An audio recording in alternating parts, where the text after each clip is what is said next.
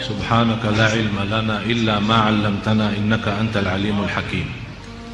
Maha suci Allah, saya tidak mempunyai ilmu apa-apa, hanya saja apa yang diberikan oleh Allah Subhanahu wa ta'ala. Semuanya milik Allah. Umur kita, sehat kita, keluarga kita, ilmu kita, semuanya milik Allah. La hawla wa la quwwata illa billah.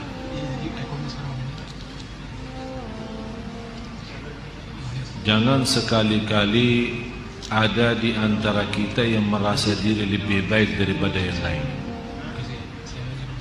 Jangan sekali-kali di antara kita yang merasa diri lebih berilmu daripada yang lain. Jangan sekali-kali kita merasa diri di sisi Allah lebih baik daripada yang lain.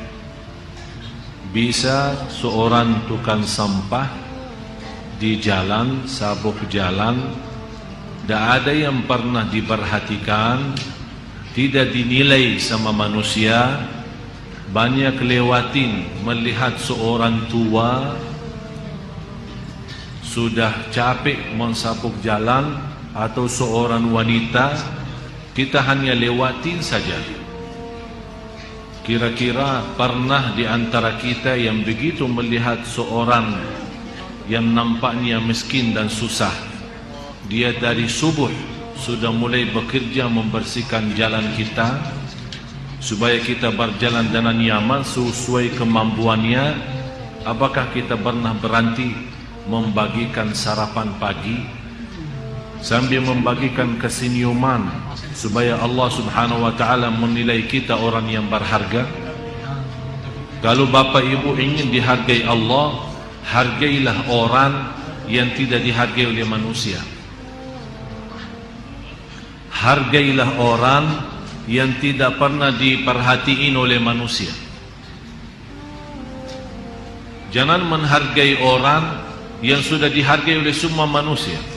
Maksud saya bukan kita kelewatan sama orang yang dihargai manusia, tidak. Tapi kenapa kita sudah membiasakan diri menghormati seorang pejabat, menghormati seorang ketua, menghormati seorang kepala, tapi ada seorang yang tidak pernah diperhatiin. Di antara mereka saya yakin semacam tukang sapu itu yang di jalan. Apakah kita sekali aja saya minta, pas anda lewatin jalan, lihat seorang, berhenti, stop. Assalamualaikum, gimana pagi hari ini? Bagikan kesenyuman, lihat aja muka ini aja, kasihan. Ketemu satu orang, gimana Pak pagi hari ini? Biasa saja, biasa-biasa. Saya langsung kasih bungkus makanan buat sarapan pagi, dia kaget. Dia bilang saya lebih 18 tahun bersihin jalan di Jakarta, tidak pernah ada orang berhenti untuk salaman sama saya, apalagi mau kasih makanan. Subhanallah. Lebih dari 85% orang Islam di Jakarta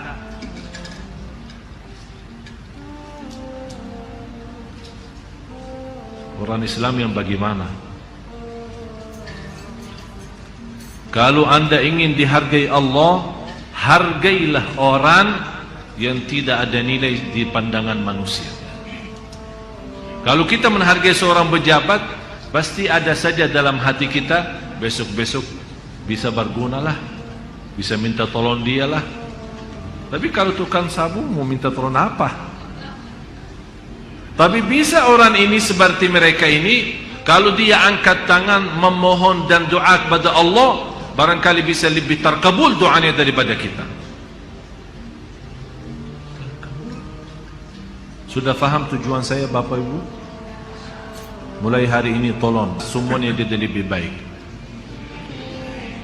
Jangan anda berfikir perbuatan kebaikan hanya untuk anak yatim dan duafa miskin. Kita di Madinah, kami punya masjid. Sebagian besar jamaah sudah lihat masjid. kami yang ada di kota Madinah. Tidak jauh dari Masjid Nabawi, kira-kira 2 kilo lebih. Tapi kalau dari Masjid Nabawi, biasanya kita jemput jamaah dari hotel dekat Masjid Nabawi, mau ke rumah kita paling 5 menit.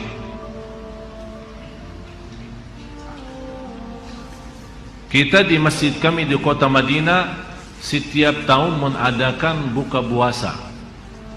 Dan termasuk salah satu masjid di kota Madinah selain Masjid Nabawi yang buka puasa di masjid itu untuk setiap acara puasa.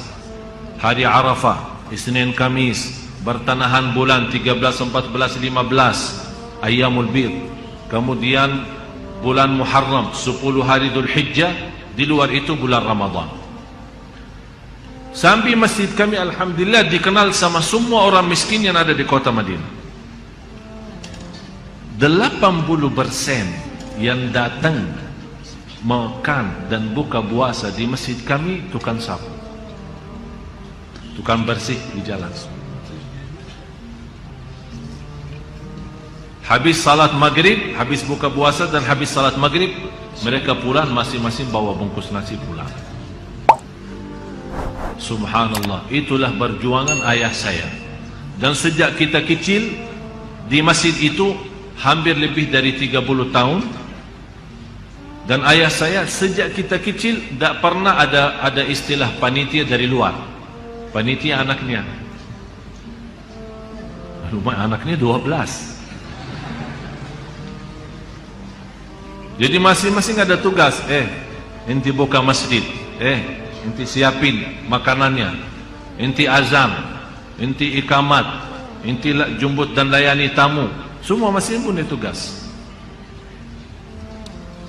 Sejak kecil kita seperti itu. Alhamdulillah, dalam perjuangan orang tua kami bisa terwujud. Walaupun orang tua kami belum hafal Quran waktu itu, alhamdulillah terwujud. Antara anaknya yang 12 itu 10 menghafal Al-Quran.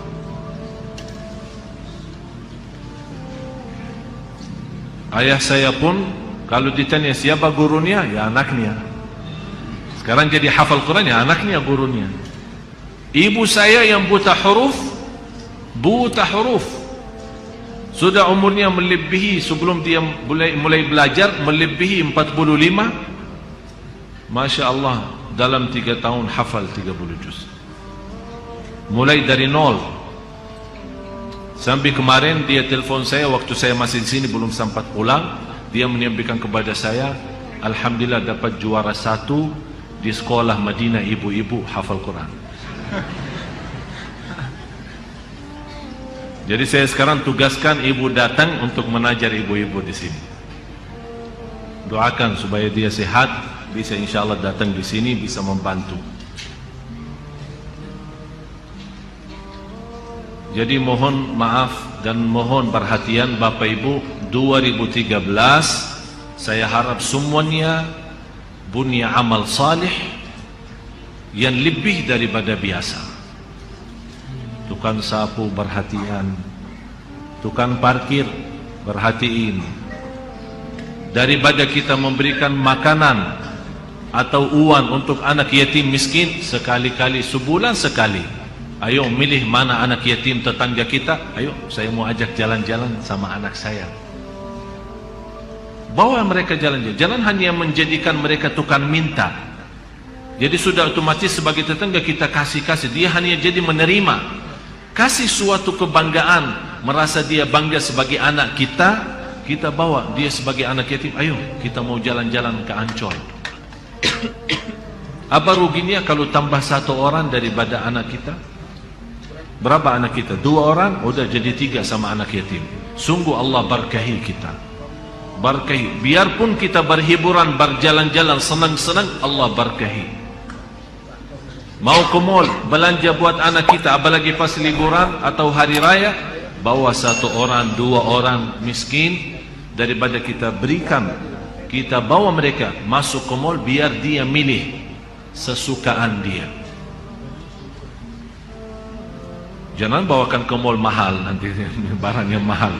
Ya semampu kita lah. Ya ke Tanah Abang lah gitu. Ya sesuai kemampuan. Kalau kita orang mampu kaya raya, bawakan ke Mall HI di sana, tak apa-apa. Ya, Sogo apa silakan bawa. Hampir semua mall di Jakarta sudah saya masuk. Hampir semua mall di Jakarta sudah saya masuk itu. Mau dari yang bagian utara, barat, selatan, semua. Tapi saya tidak pernah belanja. Saya ada dua alasan masuk mall. Pertama, saya ingin semua mall yang tidak disukai Allah, karena tempat yang paling dibenci Allah adalah mall dan pasar, dan tempat yang paling dicintai Allah adalah masjid. Tapi tempat yang dibenci oleh Allah, saya tetap dan sengaja datangi untuk membesarkan nama Allah di situ lewat doa mall. Dan harapan saya, ya Allah, mudah-mudahan doa saya ini, mall ini nanti di hari kiamat jadi saksi. Jadi ada lokasi di sana yang akan menjadi, jadi saya mencari banyak saksi. Sebagaimana firman Allah, yauma idin tuhadditsu akhbaraha. Bumi akan berbicara di hadapan Allah apa yang kita lakukan, baik maupun buruk. Bi anna rabbaka auha lah. Yang kedua, saya salat di musalla mana saja, di mall saya salat di situ, supaya ada satu tempat, walaupun tempat itu tidak disuka oleh Allah, tapi saya mencari saksi di sana, biar nanti hari kiamat ada sebagian dari bumi musalla di mall itu menjadi saksi baik di hadapan Allah SWT. Itu tujuan. Oleh karena itu, Bapak Ibu, mulai sekarang sama-sama mencari amal dan mengisi tabungan kita. Seperti ini, sederhana-sederhana, tapi manfaatnya luar biasa nanti di hadapan Allah SWT.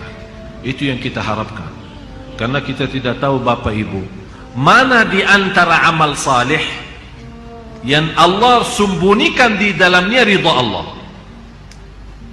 Contoh, sekarang Bapak Ibu suka datang majelis ta'lim, mudah-mudahan diterima Allah. Ada yang suka masjid, ada yang suka istiqamah majlis ta'lim dan rutin, ada yang suka bersedekah, ada yang suka puasa, ada yang suka silaturrahim, ada yang suka semuanya dia lakukan. Maksud saya, berbanyak amal salih yang sederhana, apapun sesuai kemampuan kita, karena kita tidak tahu di antara banyak amal salih yang mana kira-kira yang di dalamnya tersembunyi ridha Allah.